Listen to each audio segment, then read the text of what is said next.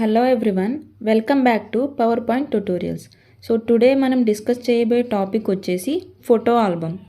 మనం presentation prepare చేస్తున్నప్పుడు స్లైడ్స్లో different images అనేవి మనం ఇన్సర్ట్ చేస్తూ ఉంటాము.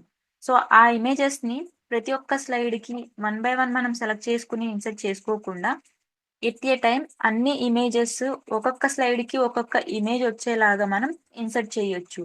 అది ఎలా అనేది ఈ క్లాస్లో డిస్కస్ చేద్దాము. టాపిక్లోకి వెళ్ళే ముందు మన ఛానల్ నేమ్ వచ్చేసి కంప్యూటర్ వరల్డ్. మన ఛానల్లో పవర్ పాయింట్ యొక్క కోర్స్ అనేది జరుగుతుంది. MS Excel basic classes and advanced classes అనేవి కంప్లీట్ అయినాయి. ఎంఎస్ వర్డ్ క్లాసెస్ కూడా కంప్లీట్ అయినాయి. ప్లేలిస్ట్ని విజిట్ చేస్తే పవర్ పాయింట్కి ఒక ప్లేలిస్ట్, ఎక్సెల్కి ఒక ప్లేలిస్ట్ అనేది క్రియేట్ చేయడం జరిగింది. విజిట్ చేసి చెక్ చేస్తూ ఉండండి.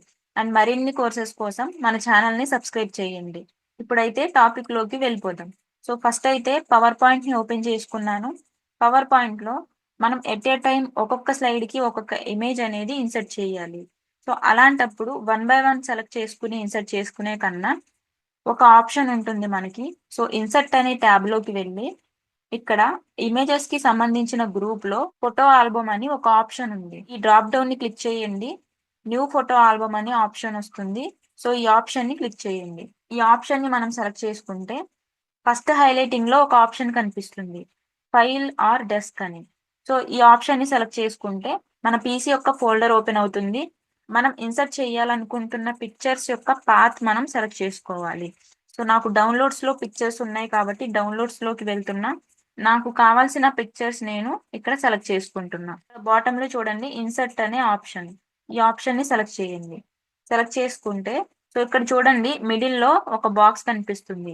సో ఏ పిక్చర్స్ అయితే మనం సెలెక్ట్ చేసుకున్నామో ఇక్కడ చూడొచ్చు. ఒకవేళ మనం బై మిస్టేక్ రాంగ్ పిక్చర్స్ ఏమన్నా సెలెక్ట్ చేసినట్టయితే ఆ పిక్చర్ ని సెలెక్ట్ చేసుకుని ఇక్కడ రిమూవ్ చేసుకోవచ్చు. సో ఇక్కడ కొన్ని ఎఫెక్ట్స్ అనేవి యాడ్ చేసుకోవచ్చు ఈ పిక్చర్ కి. ఫస్ట్ అయితే మనం వీటిని ఇన్సర్ట్ చేసుకుందాం.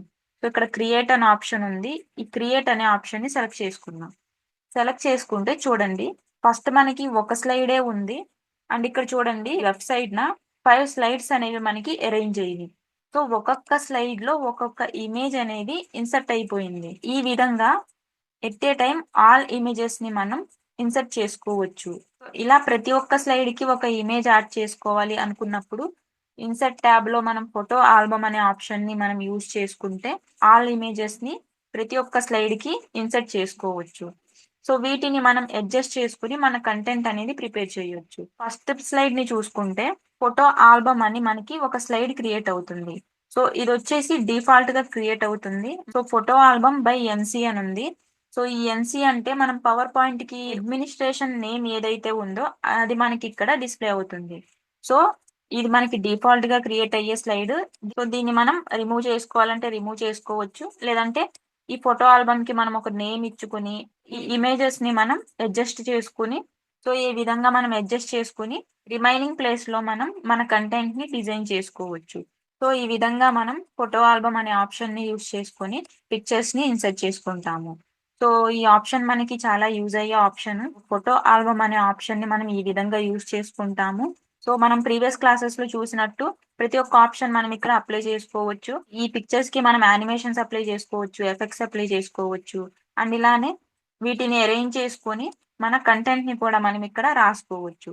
ఈజీగా ప్రెజెంటేషన్స్ ని మనం ప్రిపేర్ చేయొచ్చు. సో ఇది ఫోటో ఆల్బమ్ అనే ఆప్షన్.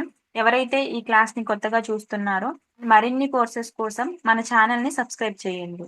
సో ఇది ఈ రోజు క్లాస్. అండ్ రిమైనింగ్ ఆప్షన్స్ ఏంటో నెక్స్ట్ క్లాస్ లో చూద్దాం.